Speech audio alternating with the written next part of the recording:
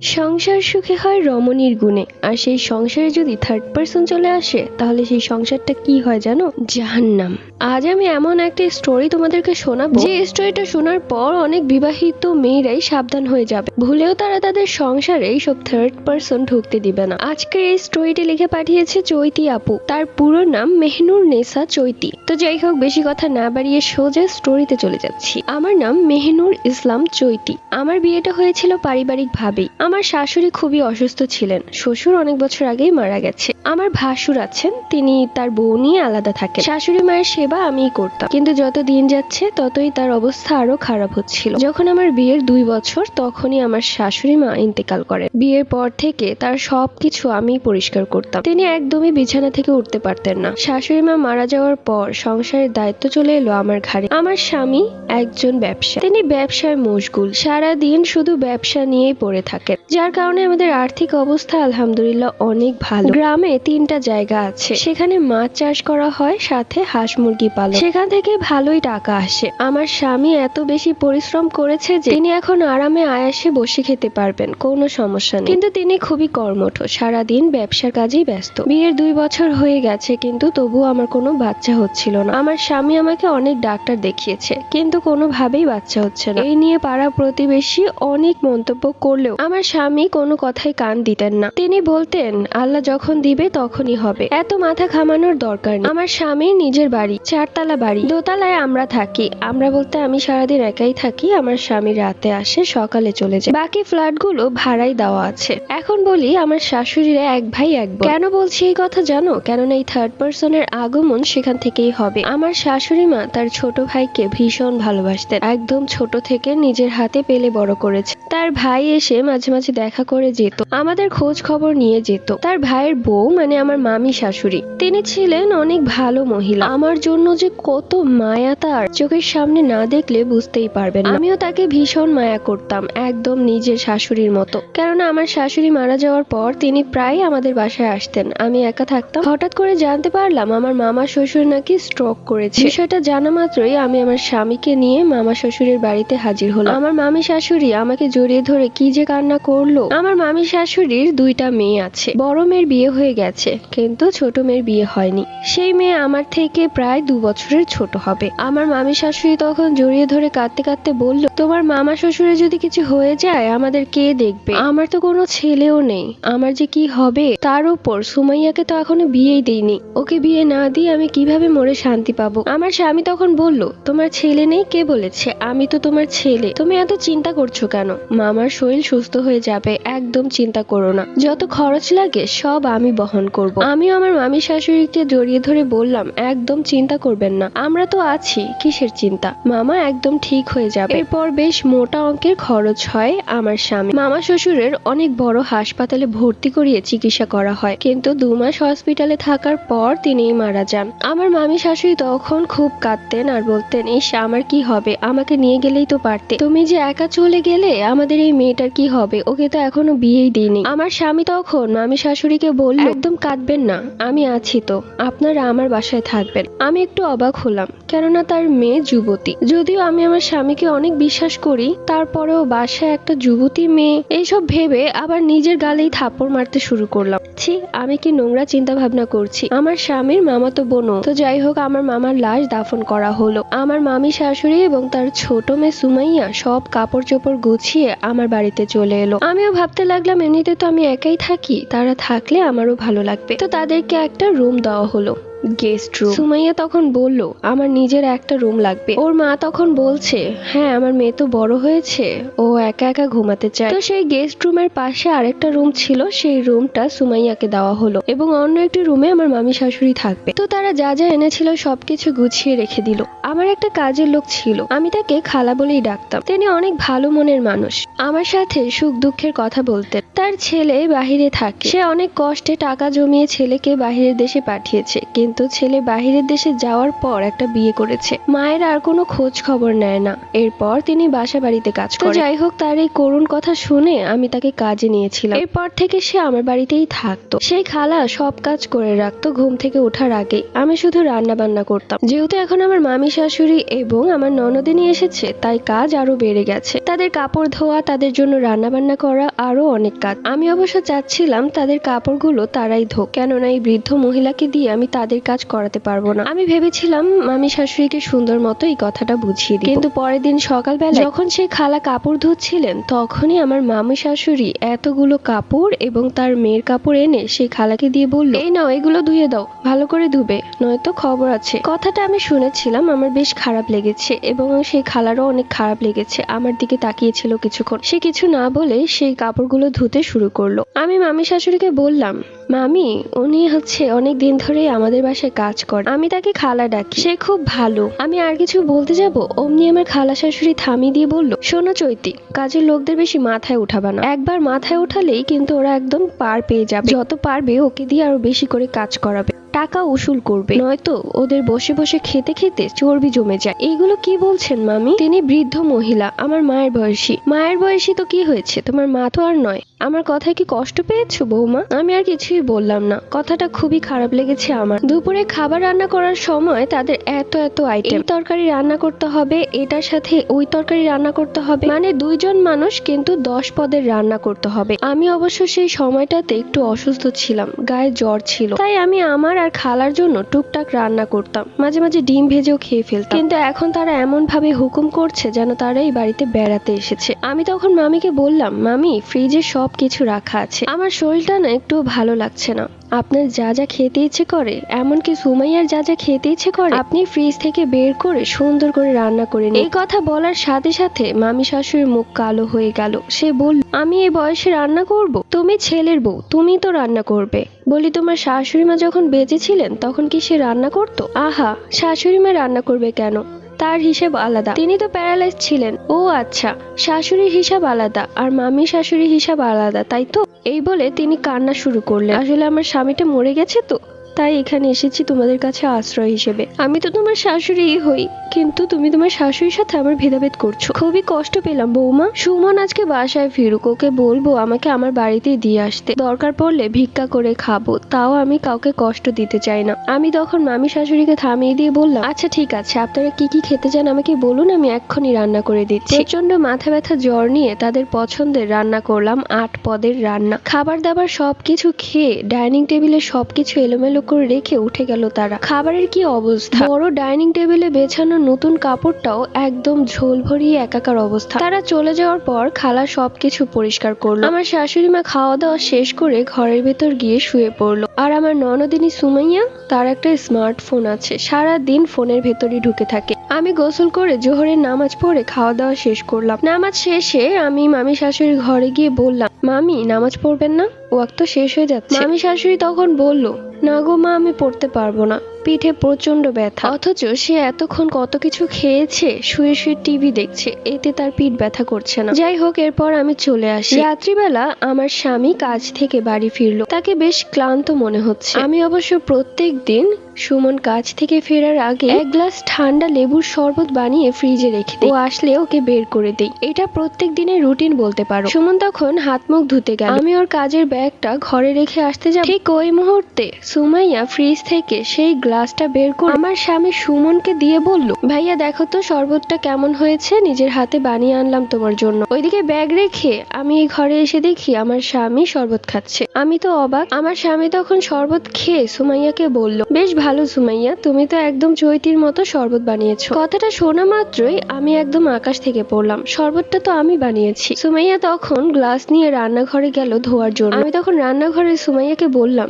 শরবতটা তুই দিয়েছিস? ও তখন বলল, হ্যাঁ ভাইয়া আমার কাছে চেয়েছিল তাই দিয়েছি। ও আচ্ছা, তাহলে তোর ভাইয়া কেন বললো যে তুই আজ আমার মতো বানিয়েছিস? আরে ভাবি, তুমি এত কিছু মনে করো না, ভাইয়া হয়তো ভুলে বলে ফেলেছে। যাই হোক, ভাইয়া জানে যে শরবত কে বানিয়েছে, তুমিই বানিয়েছো। এরপর রাত্রিবেলা আমি আর সুমন ঘুমিয়ে আছি। হঠাৎ করে দরজায় নক। সুমন গিয়ে দরজা খুলতেই দেখলো সুমাইয়া দাঁড়িয়ে আছে। আমিও অবাক, কি হয়েছে? ভাইয়া, মা তো মাথা ব্যথায় মরে যাচ্ছে, ভাবিকে ডাকছে। আমি বললাম, হায় আল্লাহ, আবার কি হলো? সুমন তখন বলল, তাড়াতাড়ি চলো তো কি হয়েছে দেখি। গিয়ে দেখলাম আমার মামি শাশুড়ি মাথা ব্যথায় কাতরাচ্ছে। আমি তখন দৌড়ে গিয়ে মাথা টিপতে শুরু করলাম। এরপর সুমন চলে এলো ঘরে, সুমাইয়াও চলে গেল। ওইদিকে মামি শাশুড়িকে আমি ভিক্স লাগিয়ে মেডিসিন খাইয়ে দিয়েছি। এরপর আমি বললাম আপনি এখন শুয়ে থাকুন, মাথা ব্যথা কমে যাবে, আমি ঘরে যাই। তিনি আমার হাত ধরে কাঁদতে শুরু করলেন। ওফ, কি যে মাথা ব্যথা, তুমি যেও না চৈতি, তুমি চলে গেলে আমার মাথা ব্যথা কমবে না, তুমি একটু মাথাটা টিপে দাও না। সে এমন ভাবে জোর করছিল আমি সেখান থেকে উঠে আসতেও পারছিলাম না। মনের ভেতর কেমন যেন একটা সন্দেহ লাগছে। সুমাইয়া ওইদিকে নেই আর আমার স্বামী সুমনও চলে গেছে। আমি তখন মামি শাশুড়িকে বললাম, মামি শাশুড়ি আমার একটা কাজ পড়ে গেছে, আমি এক্ষুনি আসছি। আমি তো তোমার শাশুড়ির মতোই, আমার সেবা করা তোমার দায়িত্ব। এই বলে তিনি আমাকে আটকে রাখলেন। আমাকে আমার মামি শাশুড়ি কোনোভাবেই সেখান থেকে উঠতে দিচ্ছে না। মনের ভেতর কেমন একটা ভয় ডাকছে। আমার সুখের সংসারে কি তাহলে কালো মেঘ ঘনিয়ে এসেছে? আমি এক পর্যায়ে জোর জবরদস্তি করেই মামি শাশুড়ির ঘর থেকে বের হলাম। এমনিতে ছোটবেলা থেকে আমি একটু সন্দেহবাদী। দৌড়ে গেলাম আমার বেডরুমে, গিয়ে দেখলাম সুমন রুমে নেই। দৌড়ে গেলাম সুমাইয়ার রুমে, দেখলাম দরজা বন্ধ করা। ও দরজা বন্ধ করে কি করছে? জোরে জোরে দরজা নক করলাম। সুমাইয়া ঘুমন্ত চোখে এসে দরজা খুললো। আমি তখন ওকে সরিয়ে ঘরের ভেতর ঢুকলাম এবং লাইট অন করে পুরো ঘরে তাকিয়ে কাউকেই দেখলাম না। মনে হচ্ছে বুকের উপরে থাকা পাহাড়টা নেমে গেল। আমি শুধু শুধু সন্দেহ করছি। সুমাইয়া তখন বলল, কি হয়েছে ভাবি, কি দেখছো? ভাইয়া ভাইয়ার ঘরেই আছে, এই বলে মুচকি হাসতে লাগলো। মনের মধ্যে কেমন খটকা লাগলো, কি ব্যাপার ও এইসব কথা বলছে কেন? আমি তখন বললাম, এগুলো কেমন ধরনের কথাবার্তা? সুমন তো ওর রুমেই থাকবে, নাকি তোর রুমে থাকবে? আরে ভাবি, তুমি যেভাবে খুঁজছিলে আমি ভাবলাম তুমি ভাইয়াকেই খুঁজছো, তাই আমি মজা করে বলেছি। তুমি এত মাইন্ডে নাও কেন বলো তো? এই যুগের মেয়েরা এত মাইন্ড করে না। আমি আর কিছুই বললাম না, রুম থেকে বের হয়ে গেলাম। সোজা চলে গেলাম আমার বেডরুমে। গিয়ে দেখি সুমন পায়ের উপর পা তুলে শুয়ে শুয়ে ফোন টিপছে। আমি তখন বললাম, কি ব্যাপার, কোথায় গিয়েছিলে? কই, আমি ওয়াশরুমে গিয়েছিলাম তো। আমিও তখন তাড়াহুড়ার কারণে ওয়াশরুমটা চেক করতে ভুলে গেছি। তো যাই হোক, নিজেকে নিজেই বকতে লাগলাম। কি সব ভাবছি আমি, ছি, আমার চিন্তা ভাবনা এত নিচু নেমে গেছে। ছি ছি ছি, কি ভাবছিলাম আমি। নিজেকেই নিজে আঘাত করতে ইচ্ছে করছে। আমার স্বামী আর যাই করুক আমাকে কখনোই ধোকা দিবে না। আর সুমাইয়া তো ওর বোন হয়, ওকে বোনের চোখেই দেখে। এরপর ঘুমিয়ে পড়লাম। কেটে গেল রাত। পরদিন সকালে ঘুম থেকে উঠে দেখি দেরি হয়ে গেছে। হায় হায়, আজকে তো সুমনের একটা দরকারি কাজ আছে। ও আমাকে বলেছিল তাড়াতাড়ি ডেকে দিতে, কিন্তু পাশে তাকাতেই দেখলাম সুমন সেখানে নেই। ও কি তাহলে না খেয়ে চলে গেল? আমি তখন উঠে তাড়াতাড়ি ডাইনিং রুমে যাই। অবশ্য ডাইনিং রুমে যাওয়ার আগেই সুমনের গলার সাউন্ড পাচ্ছিলাম। আমি গিয়ে দেখলাম সুমন ডাইনিং রুমে বসে আছে এবং পাশের চেয়ারে বসে আছে আমার মামি শাশুড়ি, এবং সুমনকে খাবার বেড়ে খাওয়াচ্ছে সুমাইয়া। আর কি হেসে হেসে কথা। এমনিতে আমার মনের ভেতর সন্দেহ, তার উপর এইসব কর্মকীর্তি দেখলে আরো সন্দেহ জাগে। যাই হোক, কিছুই বললাম না,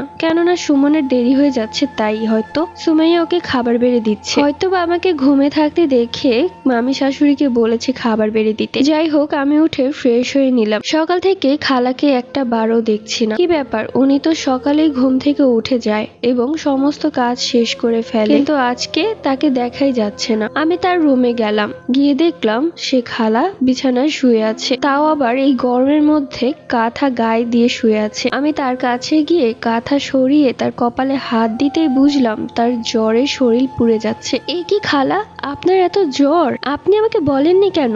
খালা তখন কাঁপতে কাঁপতে বলল, মা কিছু মনে করো না, আমি সকালে উঠতে পারিনি, অনেক কাজ জমে আছে, তাই না? আমার একটু শরীরটা ভালো হলেই আমি সব করে দিব। খালা, আপনি এগুলো কি বলছেন? আমি কি একটা বারও বলেছি আপনাকে এই শরীর নিয়ে কাজ করতে? আপনি একদম চিন্তা করবেন না, আপনি সুস্থ না হওয়া পর্যন্ত একটা কাজও করার দরকার নেই। আপনি শুয়ে থাকুন। এখনই আমি দারোয়ানকে দিয়ে ফার্মেসি থেকে ওষুধ আনাচ্ছি। আমাদের বাড়ির দারোয়ান রহিম চাচাকে ফোন করলাম। ফোন করেই বললাম এক্ষুনি ফার্মেসিতে গিয়ে প্রচন্ড জ্বর শরীর ব্যথার ওষুধ নিয়ে আসুন। তিনি 20 মিনিটের মধ্যে গিয়ে নিয়ে আসলেন। ওইদিকে সুমন তার ব্যবসার কাজে চলে গেছে। সুমন চলে যাওয়ার পর ডাইনিং টেবিলের অবস্থা খুবই খারাপ। যেভাবে খাবার খেয়ে রেখে গেছে, মনে হচ্ছে যে এখানে আর কেউ খেতেই পারবে না। সব শেষে আমার মামি শাশুড়ি তার রুমে বসে টিভি দেখছে, আর অন্যদিকে সুমাইয়া তার রুমে গেট লাগিয়ে বসে আছে। অথচ সুমনের সামনে কি অ্যাক্টিংটাই না করলো। আস্তে আস্তে তাদের এইসব কর্মকীর্তি আমার কেমন যেন শরীরের জ্বালা ধরিয়ে দিচ্ছিল।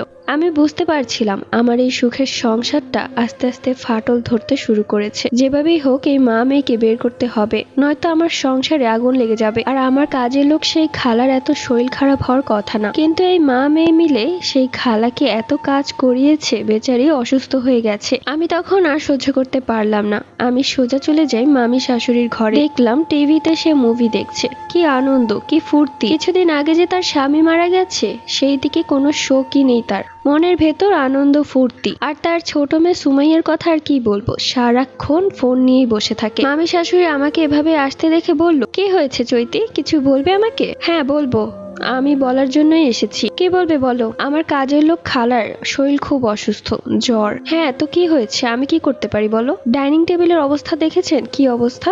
ডাইনিং টেবিলের আবার কি হয়েছে?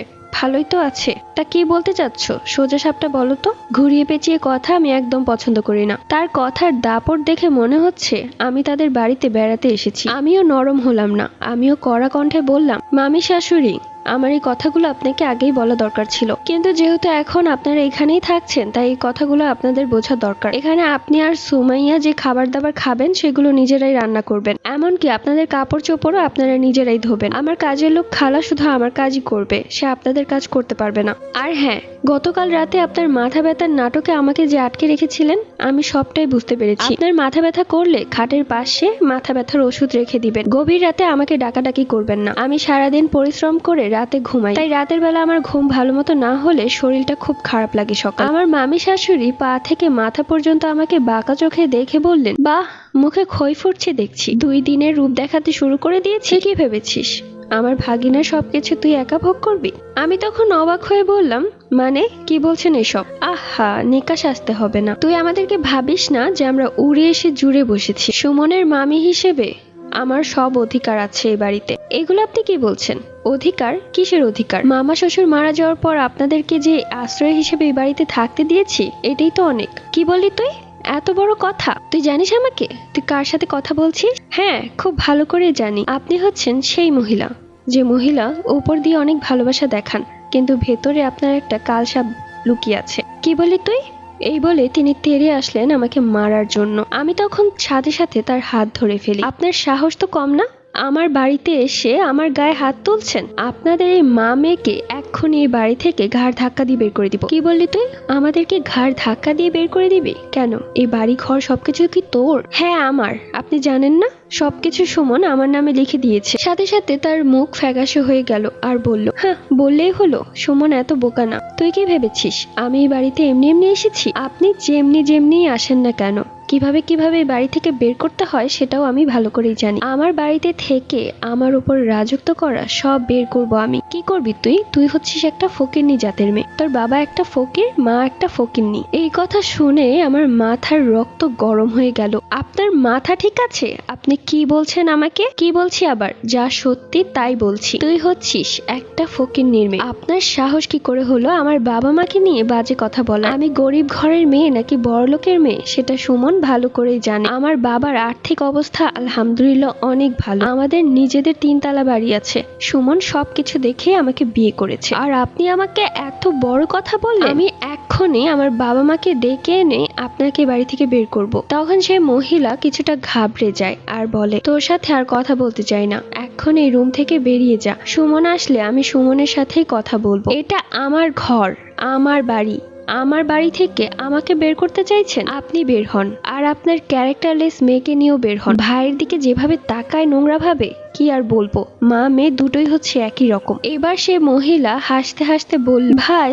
কিসের ভাই? তোর শাশুড়ি যখন বেঁচে ছিলেন, মানে সুমনের যখন 8 বছর আর সুমাইয়ার যখন 3 বছর, তখন থেকে সুমাইয়ার সাথে সুমনের বিয়ের কথা বলছিলাম আমরা। সুমন বড় হওয়ার পরেও আমরা এটাই ভেবেছিলাম, কিন্তু সুমন তোকে পছন্দ করেছিল। এই সমস্ত কথা শুনে রাগে আমার মাথা ফেটে যাচ্ছে। ও আচ্ছা, তাহলে এই উদ্দেশ্যে বাড়িতে ঢুকেছেন আপনার ওই ক্যারেক্টারলেস মেয়েটাকে আমার স্বামীর পেছনে লেলিয়ে দেওয়ার জন্য? লেলিয়ে দিব কেন? তুই আস্তে আস্তে দেখ যে তোর সবকিছু কিভাবে ছিনিয়ে নিব। অপরদিকে পেছন থেকে সুমাইয়া এসে আমার বলা কথাটুকু রেকর্ড করতে শুরু করলো। যখন রেকর্ড করছিল তখন ওর মাকে ইশারায় বোঝাচ্ছিল চুপ থাকতে, আর এইদিকে আমি ওকে দেখিনি, একটার পর একটা বলে যাচ্ছি। তখন ওই মহিলা চুপ করে আছে, কিছুই বলছে না। আমি তখন বললাম, আপনি আপনার মেয়েকে নিয়ে এখন বের হবেন নাকি আমি মানুষজনকে ডাকতে বাধ্য হব, সুমনকেও বলবো আপনাদের কর্মকীর্তির কথা। তখন সে মহিলা করুণ কণ্ঠে বলতে শুরু করলো, বৌমা তুমি এমন কেন করছো? তোমাকে তো আমি নিজের মেয়ের মতোই জানি। তোমার মামা শ্বশুর মারা যাওয়ার পর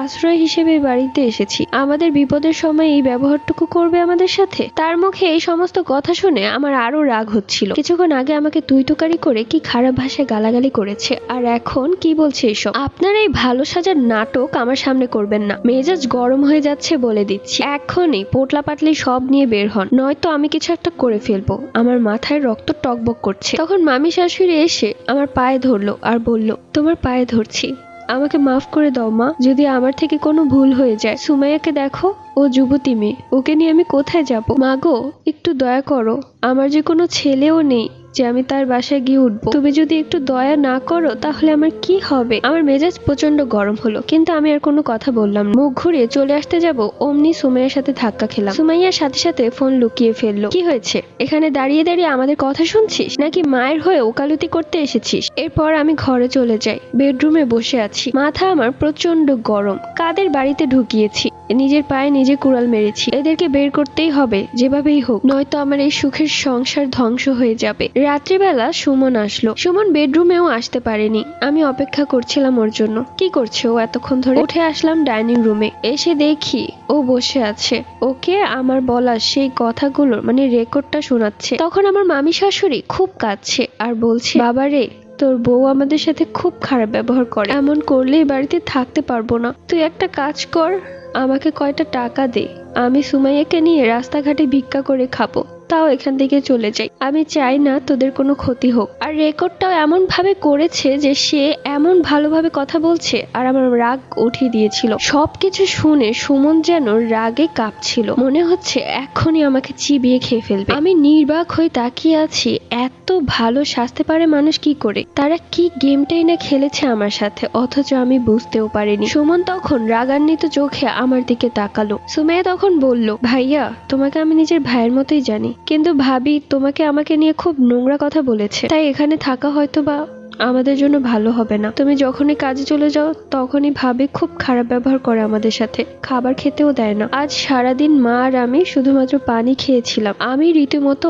অবাক, এই কাদের আমি আমার নিজের সংসারে ঢুকিয়েছি। নিজের গালে তখন জুতোর বাড়ি মারতে ইচ্ছে করছিল। সব শুনে সুমন উঠে আমার কাছে। আমি তখন সুমনকে বললাম, তুমি যেটা শুনছো সেটা সত্যি না, আমাকে বলতে দাও। সুমন কোনো কথা না, ঠাস ঠাস করে আমার গালে দুটো থাপ্পড় মারে। তার সাথে সংসারের এই প্রথমবার সে আমার গায়ে হাত তুললো। গালে হাত দিয়ে মাটিতে বসে পড়লাম। মনে হলো আমি যেন আর নেই, আমার জীবনটা থমকে গেছে। আমার নিজের স্বামী আমাকে ভুল বুঝছে। সেই মহিলা আর তার মেয়ে তখন মুচকি হাসছিল। সুমন তখন বলল, তোকে আমি ভালো মনে করেছিলাম, কিন্তু তোর ভালো চেহারার পেছনে যে এত বড় শয়তান লুকিয়ে আছে সেটা বুঝতে পারিনি। আমি কাজে যাওয়ার পর তুই এই অসহায় মানুষগুলোর উপর এমন নির্যাতন করিস, এত খারাপ ব্যবহার করিস। আমি কিছুই বললাম না, চোখে পানি টলমল করছে। এত জোরে থাপ্পড় মেরেছে যে মাথা প্রচন্ড ব্যথা করছে, এক চোখে অন্ধকার দেখছি। মামি শাশুড়ি তখন এসে বলল, এ কি করছিস বাবা? তুই বৌমাকে কেন মারছিস আমাদের জন্য? ওর কোনো দোষ নেই,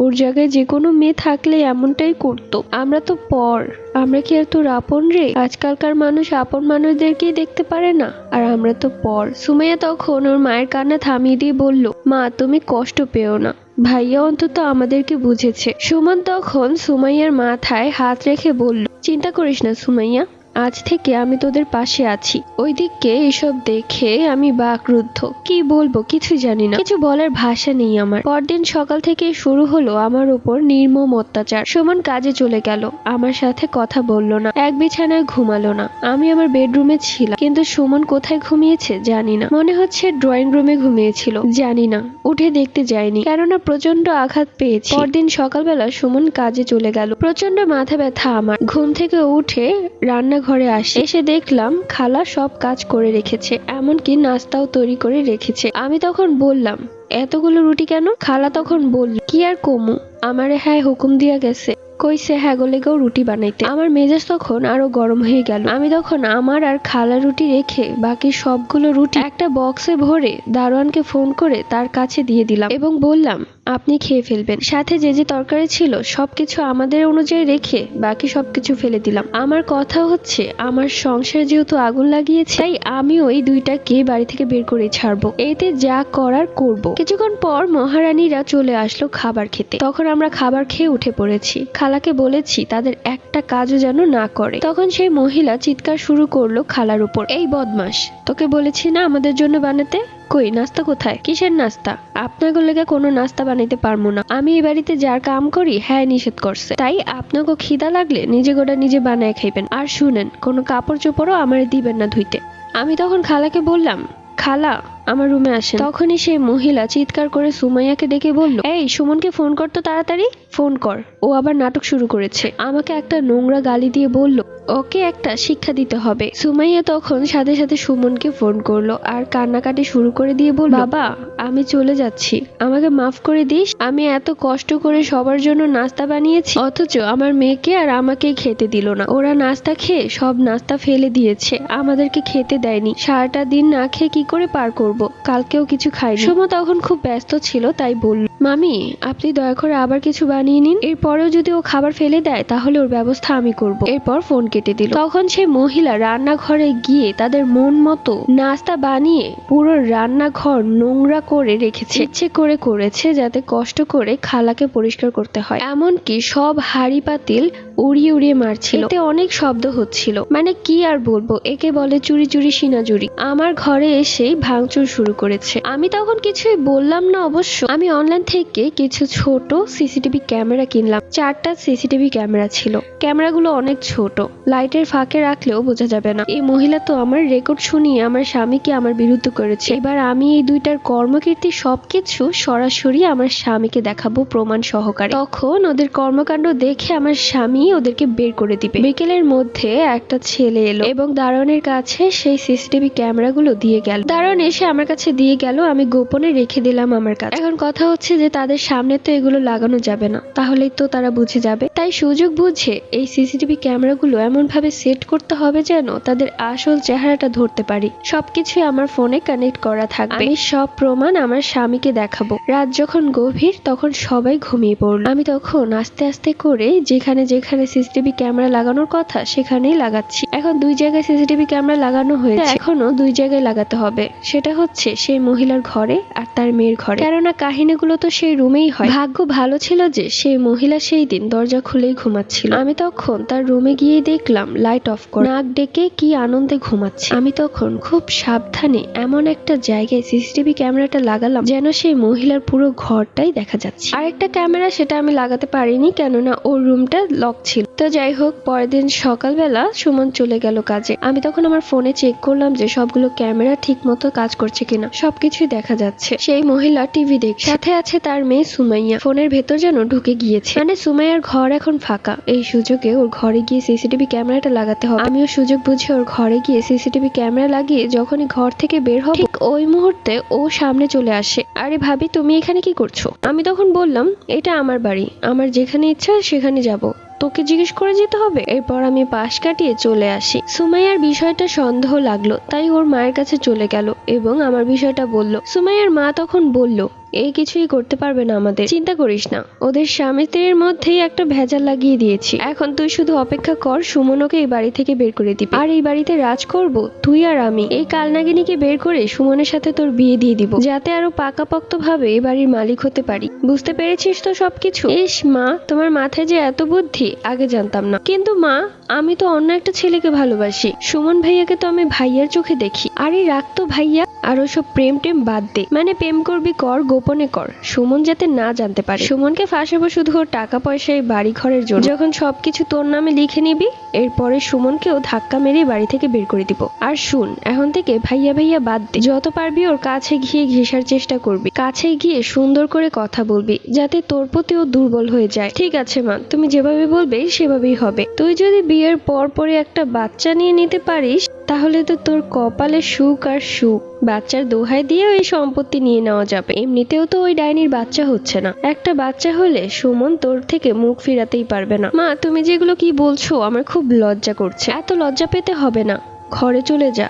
সন্ধ্যায় সুমন আসবে। সুমন আসার আগে সুন্দর করে সেজে গুজে বসে থাকবি। আমার কালো শাড়িটা আছে না, ওইটা পরিস, ওইটা অনেক সুন্দর লাগবে তো। কিন্তু মা, আমি এভাবে শাড়ি পরে সাজুগুজু করে থাকলে চৈতি যদি কিছু বলে? ও আবার কি বলবে? ও তো জ্বলে পুড়ে মরবে। আর এটাই তো আমাদের কাজ, ওকে যত জ্বালাবো ও ততই বাড়ি থেকে বের হয়ে যাবে। ঠিক আছে মা, তুমি এখনই আমাকে শাড়িটা বের করে দাও, আমি একটু কিছু মেকআপ টিউটোরিয়াল দেখি। ওইদিকে আমি ঘরে বসে ফোনের মধ্যে সবকিছুই দেখছি। সন্ধ্যায় সুমন চলে এলো। আমি আজ ঠিক করেছি সুমনের সাথে আমার যে দূরত্ব তৈরি হয়েছে সেটাকে মেটানোর চেষ্টা করব, কেননা ওর আর আমার মাঝে দূরত্ব হলে শত্রুরা আরো সুযোগ পাবে। তাই আমি হালকা একটু সাজুগুজু করে নিলাম সুমনের জন্য। ওইদিকে সুমাইয়া শাড়ি পরে সাজুগুজু করে ভূত সেজে বসে আছে। সুমন যেই কলিং বেল বাজালো, আমি যাব খুলতে দরজা, কিন্তু তখনই পেছন থেকে এক ধাক্কা দিয়ে সরিয়ে সুমাইয়া গিয়ে দরজা খুললো। সুমন সুমাইয়াকে দেখে চোখ সরাতে পারলো না, এক নজরে ওর দিকে তাকিয়ে আছে। শাড়িটা এমন ভাবে পরেছে যে পেট বের হয়ে আছে। সুমাইয়াকে এভাবে শাড়ি পরা অবস্থায় দেখে আমার মাথায় রক্ত গরম হয়ে গেল। সুমন তখন বলল,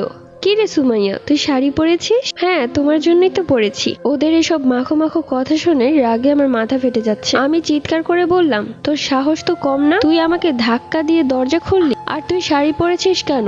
তাও আবার কি অবস্থায় শাড়ি পরেছিস? ফালতু মেয়ে কোথাকার, এক্ষুনি তোর ঘরে যা। সুমন তখন আমাকে থামিয়ে দিয়ে বলল, একদম চুপ, একটা কথা বললে ধাক্কা দিয়ে ঘর থেকে বের করে দিব। আমি সুমনের মুখে এই কথা শুনে রীতিমতো স্তব্ধ হয়ে গেলাম। ও আমাকে বলল ঘর থেকে বের করে দিবে। আমি আর ওর দিকে তাকাতে পারলাম না, চোখ দিয়ে পানি পড়ে গেল। ইদানিং সুমনের কথাবার্তা এক একটা সুইয়ের মতো বিচ্ছে আমার হৃদয়। এই ব্যথা আমার আল্লাহ ছাড়া আর কেউ বুঝবে না। আমি আর কোনো কথা না বলে চোখ মুছে ঘরে চলে এলাম। ঘরে এসে কাঁদতে শুরু করলাম। ওই রুম থেকে সবার হাসাহাসি শব্দ আসছে এই রুমে। আমি তখন ফোন বের করলাম। সিসিটিভি ক্যামেরাতে দেখা যাচ্ছে সুমাইয়া সুমনের খুব ঘনিষ্ঠ হয়ে দাঁড়িয়ে ওকে পানি খাইয়ে দিচ্ছে। এই দৃশ্য দেখে আমি আমার ফোন রেখে দৌড়ে এলাম ডাইনিং রুমে। এসে আমি বললাম, সুমন, তোমার সাথে আমার কথা আছে, তুমি একটু বেডরুমে আসো। সুমন তখন বলল, তোমার সাথে আমার কোনো কথা নেই, আমার সাথে কোনো কথা বলবে না। এই অসহায় মানুষগুলোর উপর অনেক নির্যাতন করেছো, তোমাকে আমার স্ত্রী বলতেও লজ্জা হয়। তোমাকে নিয়ে এতগুলো বছর সংসার করলাম, অথচ তোমার ভেতরের মুখোশটাই দেখতে পেলাম না। তুমি যে কতটা নিষ্ঠুর সেটা আমি বুঝিনি। সব ঠিক আছে, সব প্রশ্নের উত্তর দিব, তুমি এখনই বেডরুমে আসো, তোমার সাথে আমার কথা আছে। এরপর সুমন উঠে আসতে যাবে, ঠিক ওই মুহূর্তে সুমাইয়া ইচ্ছা করে ওর শার্টের উপর পানি ফেলে দিল। সরি সরি সরি, আমি না দেখিনি, আমি এখনই পরিষ্কার করে দিচ্ছি। সুমাইয়ার মা তখন মুচকি হেসে বলল, তাড়াতাড়ি পরিষ্কার কর। আমি সুমনের দিকে রাগান্বিত চোখে তাকিয়ে আছি। সুমন বুঝতে পারলো আমি ভীষণ রেগে আছি। সুমন তখন ঝুমের কাছে না গিয়ে সোজা আমার সাথে বেডরুমে আসলো। আমি তখন সুমনকে বললাম, দেখো সুমন, আমার ভুল হয়ে গেছে, আমাকে তুমি সবকিছুর জন্য মাফ করে দাও। নিজের অজান্তে যে এত বড় ভুল হয়ে যাবে আমি কখনো বুঝতেও পারিনি। সুমন তখন কিছুটা নরম হলো। আসলে যে ডাইনি দুটো আমার ঘরে এসে জুটেছে, আমার স্বামী শক্ত না থাকলে তাদেরকে কখনোই বের করতে পারবো না, যতই প্রুফ দেখাই না কেন। আর সত্যি বলতে হাতে ওইরকম প্রুফ নেই। এখন পর্যন্ত ওদের কোনো কুকীর্তি আমি আমার ফোনে রেকর্ড করতে পারিনি। আগে প্রমাণগুলো সব একত্রে করতে হবে, তারপরে সুমনকে দেখাবো। সুমন তখন নিজেই এদেরকে ঘাড় ধাক্কা দিয়ে বের করে দিবে। এখন আমি ওদের সাথে ওদের খেলাই খেলবো। সুমনের সামনে যেভাবে আমার সাথে ভালো সাজার নাটক করেছিল, এখন থেকে সুমনের সামনে আমিও ঠিক তাদের সাথে ভালো সাজার নাটক করব। সুমন তখন আমার চোখের পানি মুছিয়ে দিয়ে বলল, ঠিক আছে চৈতি, আমি তোমার কাছ থেকে এরকমটাই আশা করেছিলাম। আমি জানতাম তুমি কখনোই এরকম নির্দয় হতে পারবে না। তুমি যে তোমার ভুলটা বুঝতে পেরেছো, এটাই অনেক। আমি অনেক খুশি হয়েছি। আর আমি তোমাকে এমনিতেও বলতাম, আমি আমার মামি এবং সুমাইয়াকে অন্য কোথাও চলে যেতে বলবো, দরকার পড়লে আমি তাদের সব খরচ বহন করব। কিন্তু বিশ্বাস করো, আমিও চাই না যে আমাদের সংসারে অশান্তি হোক। সুমনের এই কথা শুনে আমি আর কান্না ধরে রাখতে পারলাম না। ওকে জড়িয়ে ধরে হাউমাউ করে কাঁদতে শুরু করলাম। সাথে সাথে আমাদের দরজায় কেউ টোকা দিচ্ছে। এটা সুমাইয়ার কাজ। সুমন গিয়ে দরজা খুললো। কি করছো তোমরা? এতক্ষণ ধরে দরজা আটকে কথা বলছিলাম। তুই এখানে কি করছিস? আসলে আমি তোমার শার্টটা চেঞ্জ করে দিতে এসেছি। তোমার শার্টে তো পানি পড়ে গিয়েছিল, তাই তোমার যদি ঠান্ডা লেগে যায় তাই। সুমন তখন বলল, তোর চিন্তা করতে হবে না, চৈতি আমার শার্ট চেঞ্জ করে দিবে। মুহূর্তের মাঝে সুমাইয়ার মুখটা কালো হয়ে গেল এবং সে ওখান থেকে চলে গেল। আমি মনে মনে আল্লাহকে শুকরিয়া জানাচ্ছিলাম। আল্লাহ আমার মুখের দিকে তাকিয়েছেন, আমার স্বামীকে আমার কাছে ফিরিয়ে দিয়েছেন। আর যাই হোক, আমার স্বামী আমার পক্ষে আছে। এখন ওই মা মেয়েকে দেখে নিব আমি। সেই রাতে সুমনের সাথে আমার খুব ভালো সময় কাটলো, আমাদের মাঝে যে দূরত্বটা হয়েছিল সেটা কেটে গেছে। সুমন এখন আমাকে খুব ভালোবাসছে আগের মতো। সকালবেলা সুমন কাজে চলে গেল, আমি এবার আমার খেলা শুরু করলাম। খালাকে আগে থেকেই শিখিয়ে দিয়েছিলাম যা করার তাই করবে। সুমন কাজে চলে যাওয়ার পর খালা মামি শাশুড়ির ঘরে গেল এবং তাদের ময়লা কাপড়গুলো খালা মামি শাশুড়ির মুখে উড়িয়ে মেরে বলল, এখন থেকে তোর কাপড় তুই ধুবি, শয়তান মহিলা। এই কথা শুনে আমার মামি শাশুড়ি প্রচন্ড ক্ষেপে গেলেন, সাথে সাথে খালাকে তেড়ে আসলেন মারার জন্য, এমনকি তাকে একটা ঘুষি মেরে বসেন। আমার কাজ ছিল এই অংশটুকু ভিডিও রেকর্ড করা। ভিডিও অফ করে আমি সোজা গেলাম সেই মহিলার কাছে এবং গিয়ে তার হাত মোচড়ে ধরে বললাম, হাতটা কি অনেক বড় হয়ে গেছে? একদম ভেঙে ফেলবো। শয়তান ডাইনি একটা, তোকে বাড়ি থেকে কি করে বের করতে হয় আমি খুব ভালো করেই জানি। চিৎকার চেঁচামেচির শব্দে সুমাইয়ার ঘুম ভেঙে গেল। দৌড়ে এলো এই ঘরে এবং আবারও আগের মতো রেকর্ড করতে শুরু করলো। খালা দেখলেন এবং সাথে সাথে ওর ফোন হাত থেকে নিয়ে নিলেন। আমি তখন ওর হাত থেকে ফোনটা নিয়ে আছাড় মেরে ভেঙে ফেলি। সাথে সাথে ওই ছোট ডাইনির চুল ধরে বললাম, কাল রাতে দেখেছি কিভাবে পেট বের করে আমার স্বামীর সামনে দেখাচ্ছিলি। তুই কি ভেবেছিস তুই একটা নষ্টা মেয়ে দেখে তুই যাকে এইসব দেখিয়ে বেড়াবি সেও তোর সাথে নষ্টামি করবে? আজ আমি তোর পেট পুড়িয়ে দিব। তুই এখন পর্যন্ত আমাকে চিনতেই পারিসনি। আমি ভালোর ভালো খারাপের খারাপ। আমার সংসারে আগুন দিতে এসেছিলি, এখন তোদেরকে সেই আগুনে পুড়িয়ে মারবো। ওই মহিলা তখন চিৎকার করে বলতে লাগলো, যেভাবেই হোক সুমনকে ফোন কর, ওকে ডেকে আন, ওকে সবকিছু দেখাতে হবে, ও দেখলেই বিশ্বাস করবে, তাহলে এই ডাইনিকে ঘর থেকে বের করে দিবি। আমি তখন বললাম, তুই কাকে ডাইনি বলছিস? তুই নিজেই একটা ডাইনি আর তোর মেয়ে আরেকটা ডাইনি, আর এটা আমার বাড়ি। আমার বাড়ি থেকে তোদের দুজনকে বের করবো। কার সাহস আছে আমার বাড়ি থেকে আমাকে বের করার? তোদের দুইটাকে পিটিয়ে মেরে ফেলবো। আমি তখন খালাকে বললাম, এই মহিলার হাত পা আর মুখ বেঁধে ফেলেন, ছোট ডাইনির ব্যবস্থা আমি করছি। এরপর সেই ছোট ডাইনিকে ইচ্ছে মতো কয়েকটা থাপ্পড় মারি। থাপ্পড় খেতে খেতে বলল,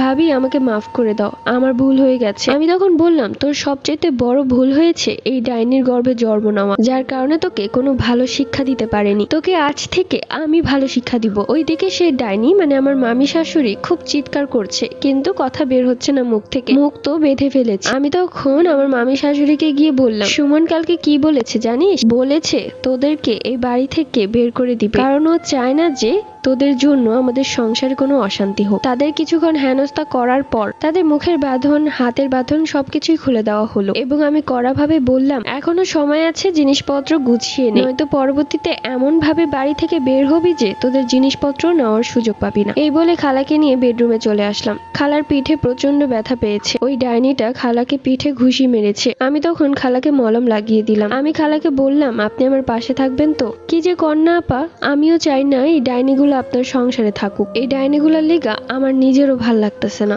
ওরা বের হইলেই আমরা শান্তিতে থাকতে পারবো। এভাবে কেটে গেল সারাদিন। ওদের কোনো খাবার দাবার, কাপড় ধোয়া কোনো কিছুই করতে দিতাম না, খালাও করতো না। ওদের সবকিছু ওরাই করতো। অবশ্য আমি চাচ্ছিলাম ওরা নিজে থেকে বের হয়ে যাক, কিন্তু তাও যাচ্ছে না। ওই যে লোভ ঢুকে গেছে আমার এই বাড়ি ঘর সবকিছুর প্রতি, ওদের লোভ এমন ভাবে এসে বসেছে যেন এগুলো সব তার বাবার সম্পত্তি, যেন আমি দখল করে রেখেছি। কি একটা অবস্থা! কই আমি নিজের স্বামীকে নিয়ে সুখের সংসার করব? তা না, কোথা থেকে এই ডাইনি দুটো উড়ে এসে জুড়ে বসেছে। আসলে মানুষের ভালো করতে গেলে যা হয়, এদেরকে আশ্রয় দেওয়াটাই ভুল হয়েছিল। রাতের বেলা সুমন আসলো, ওইদিকে মা মেয়ে মুখে মেকআপ করছে। এমন ভাবে মেকআপ করেছে যেন গালে 5 আঙ্গুলের ছাপ বসে গেছে এবং আমার সেই মামি শাশুড়ির গালেও ছাপ বসে গেছে, মানে আমি থাপ্পড় মেরেছি এই আর কি। সুমনকে বলবে যে আমরা ওকে মেরেছি। আমিও সিসিটিভি ক্যামেরা থেকে সবকিছু রেকর্ড করে নিলাম, আমার জন্য তো ভালোই হলো। সুমন আসলো, সুমাইয়া গিয়ে ভাঙা হাতের ছুতোয় দরজা খুললো। ও ভাইয়া তুমি এসেছো? দেখো আমার চেহারার কি অবস্থা, মায়ের চেহারার দিকে একটু তাকাও, তোমার বউ আজকে আমাদেরকে খুব মেরেছে। এই কথা শুনে সুমন তো অবাক, কি বলছিস উল্টোপাল্টা কথাবার্তা? ও তো আমাকে বললো যে আর কোনো অশান্তি করবে না। না না, কোথাও ভুল হচ্ছে। না ভাইয়া সত্যি কথা বলছি। এবার আমার মামি শাশুড়ি বলল, সত্যি বলছি বাবা, তোর বউ আজকে আমাদের দুজনকে খুব মেরেছে। কেন মেরেছে জানিস? একটু খাবার খেতে গিয়েছিলাম তাই। কি বলছো এইসব? খাবারের জন্য ও তোমাদের গায়ে হাত তুলবে? এটা তো আমার বিশ্বাসই হচ্ছে না। সত্যি বলছি, দেখ আমার চেহারাটার কি অবস্থা, এক এক জায়গায় রক্ত জমে লাল হয়ে গেছে। আমি তখন সামনে গিয়ে হাততালি দিলাম এবং খালাকে বললাম, খালা আপনি তো সবকিছুই দেখেছিলেন, আমি কি ওদেরকে মেরেছিলাম? কি যে কন আপা, আপনি একটা নরম মনের মানুষ, আপনি কি কারো গায়ে হাত তুলতে পারেন? এরা মিথ্যা কথা কইতাছে আপনার এই ভাইয়ের চোখে খারাপ বানানোর লেখা। আমার মামি শাশুড়ি তখন খালাকে এক ধমক দিয়ে বলল, এই ছোট লোকের বেটি, তুই চুপ থাক, তোকে কে জিজ্ঞেস করেছে? সুমন তার মুখে খালাকে এত খারাপ ভাবে কথা বলায় একটু অবাক হয়ে তার দিকে তাকালো। সাথে সাথে আমার মামি শাশুড়ি ন্যাকা কান্না শুরু করলো। দেখ, রাগ হবে না, তোর বউ আমাকে মেরেছে, আমার মেয়েকেও মেরেছে, আর তোদের কাজের লোকটা ওর সাফাই গিয়ে মিথ্যে কথা বলছে, তাই আমি রাগে বলেছি। আমি তখন মামি শাশুড়িকে বললাম, ঠিক আছে, আমি যে আপনাদেরকে মেরেছি সেটার প্রমাণ দেখান। এর আগে আমার বলা কথাগুলো তো রেকর্ড করিয়ে সুমনকে শুনিয়েছিলেন, তাহলে আপনাদেরকে মেরেছি এটার কোনো রেকর্ড নেই? সুমাইয়া তখন কাঁদতে কাঁদতে বলল, ভাইয়া আমি রেকর্ড করছিলাম। ঠিক তখনই ভাবি আমার ফোনটা আছাড় মেরে ভেঙে ফেলেছে। তখন খালা বলল, ইস কি মিথ্যা কথা, আজকে তো আপার অনেক মাথা ব্যথা ছিল, ঘর থেকেই বাইর হয় নাই। সুমনের মাথা তখন ঘুরাচ্ছে, কার কথা বিশ্বাস করবে কার কথা বিশ্বাস করবে না কিছুই বুঝতে পারছে না। খালা তখন বলতে শুরু করলো, ভাইজান আপনি হ্যাগো কথা বিশ্বাস করেন না, হ্যারা মিথ্যা কথা কইতাছে। আর সেই দিন যে রেকর্ডটা শুনাইছিল সেটাও ভাবিকে রাগাই দিছিল। আসলে তারাই ভাবিকে অনেক খারাপ ভাবে কথা বলতেছিল বাবা মাকে নিয়ে। আর আজকে কি হয়েছে জানেন? আপনার মামি আর মামাতো বোন আমারে অনেকগুলো কাপড় দিয়ে বলতেছে এগুলো ধুইয়া দিতে।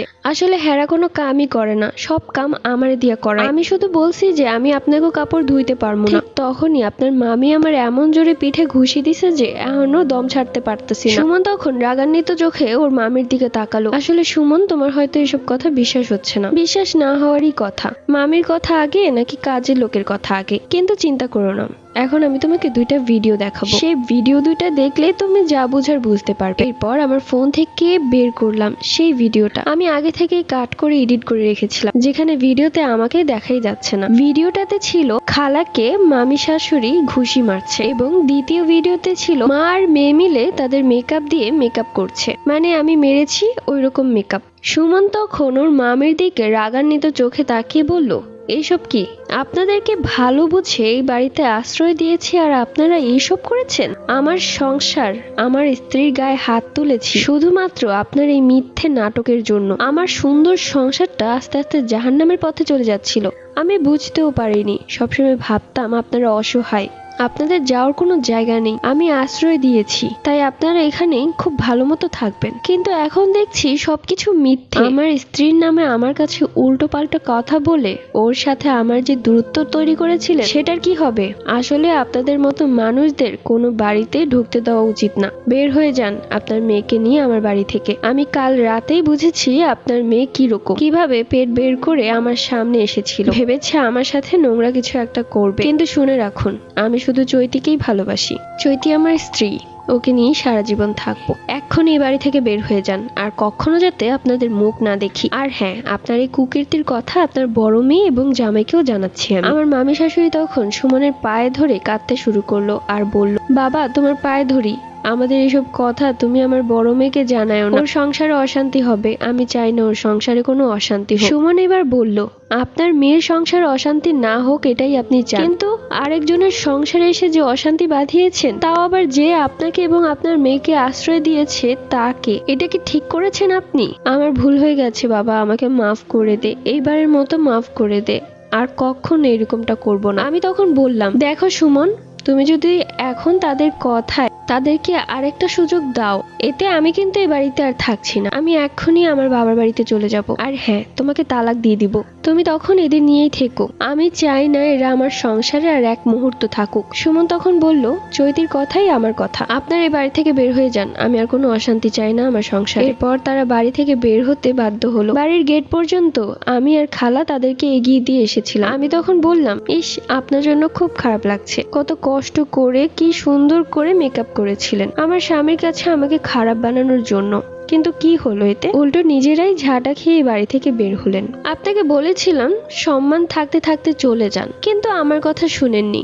এখন দেখলেন তো কিভাবে ঝাঁটা খেয়ে বিদায় হতে হলো। ইস কি লজ্জাজনক, সুমন কতই না ভালো জানতো, আসল রূপটা বেরিয়ে আসলো। আমার মামি শাশুড়ি তখন আমাকে হুমকি দিয়ে বলল, এত খুশি হোস না, পরে কাঁদতে হবে। আমিও তখন বললাম, কাঁদতে হবে আমাকে?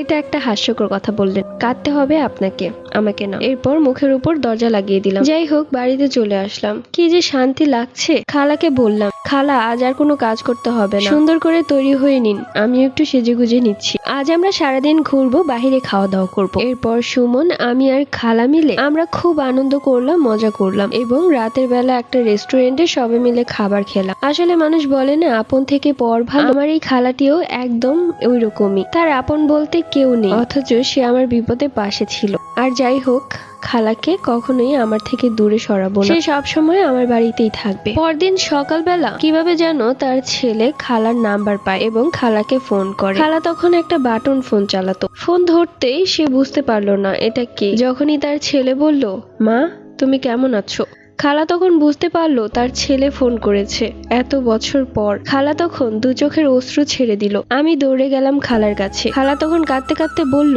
বাবা তুই কেমন আছিস? আমার কথা তোর এখন মনে পড়েছে? তোর কথা কত মনে করেছি। খালার ছেলে তখন কাঁদতে শুরু করলো এবং বলল, আমি বাংলাদেশে ফিরে আসছি। আমি যে মেয়েটাকে ভালোবেসে বিয়ে করেছিলাম ও আমাকে ধোঁকা দিয়েছে, অন্য একটা ছেলের সাথে পালিয়েছে। তাই আমি আর এই দেশে থাকবো না, আমি বাংলাদেশে চলে আসছি, তোমার কাছে থাকবো, তোমার পছন্দ মতো মেয়েকে বিয়ে করে তোমাকে সাথে করে থাকবো। খালা তখন খুশিতে কাঁদছে তার ছেলের মুখে এত বছর পর এই কথাগুলো শুনে। আমি তখন খালাকে জড়িয়ে ধরে কেঁদে বললাম, খালা আমি চাই তুমি সুখে থাকো, কিন্তু আমাকে ভুলে যেও না, মাঝে মাঝে আমার সাথে দেখা করতে এসো। তো যাই হোক, এরপর খালা বেশ খুশি খুশি থাকতেন। আমি আর খালা মিলে তার ছেলের জন্য অনেক মেয়ে খুঁজেছি। অবশেষে খালার মনের মতো একটা মেয়েকেও পেয়েছি। মেয়েটা খুব লক্ষ্মী ভদ্র। এরই মধ্যে তার ছেলেও চলে আসে। তার ছেলে এসে গ্রামে একটা জমি কিনে, আমিও তাতে অনেকটাই সাহায্য করেছিলাম। বড় একটা ঘর তুলে মায়ের নামে, সেই ঘরেই খালার পছন্দের মেয়ের সাথে তার ছেলের বিয়ে হয়। মেয়েটা খালাকে অনেক মেনে চলতো। খালাও তখন সেই মেয়েকে অনেক আদর করতো। মাঝে মাঝে আমার সাথে ফোনে কথা বলতো,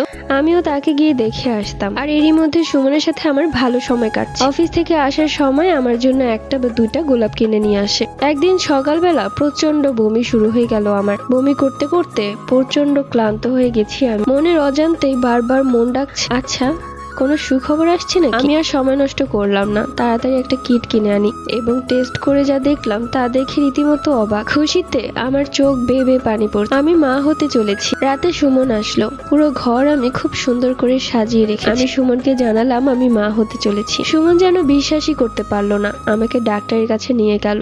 ডাক্তার নিশ্চিত করলেন আমি সত্যি সত্যি প্রেগনেন্ট। খালাকে যখন ফোন করে বললাম, খালা তো খুশিতে কান্নাই করে দিয়েছিল। তিনি আমার কাছে চলে এলেন আমার দেখাশোনা করার জন্য এবং তার ছেলে আর ছেলের বউ সে বাড়িতে ছিল। বৃদ্ধ বয়সেও তিনি আমার খুব খেয়াল রেখেছিলেন। আস্তে আস্তে আমার পেট অনেকটাই বড় হয়ে যাচ্ছে। যখন আল্ট্রাসাউন্ডে ধরা পড়লো আমার পেটে যমজ বাচ্চা আছে, আমি যে কি খুশি হয়েছিলাম তা বলে বোঝাতে পারবো না। আলহামদুলিল্লাহ, এখন আমার একটা ছেলে আর মেয়ে আছে, তারা যমজ। দেখতে একদম সুমনের মতোই হয়েছে। এই তো আমি, আমার স্বামী এবং বাচ্চাদেরকে নিয়ে আমাদের সুখের সংসার কেটে যাচ্ছে।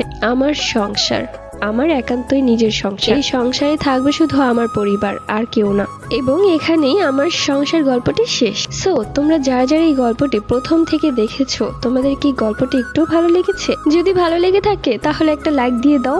আর হ্যাঁ, এই গল্পটা থেকে তোমরা সতর্ক হয়ে যাও। এইসব উড়ে এসে জুড়ে বসা আত্মীয়দের কখনোই নিজের সংসারে ঢুকাবে না। একবার তারা ঢুকতে পারলে আর বের হওয়ার নামই নিবে না। তাই নিজের সংসার নিজের হাতেই রাখো। সো অবশ্যই চ্যানেলটি সাবস্ক্রাইব করে রাখবেন, কেননা এইরকম গল্পগুলো আমার কাছেই পাবেন। সবাই ভালো থাকবেন, দেখা হবে নতুন কোনো গল্পে। আল্লাহ হাফিজ।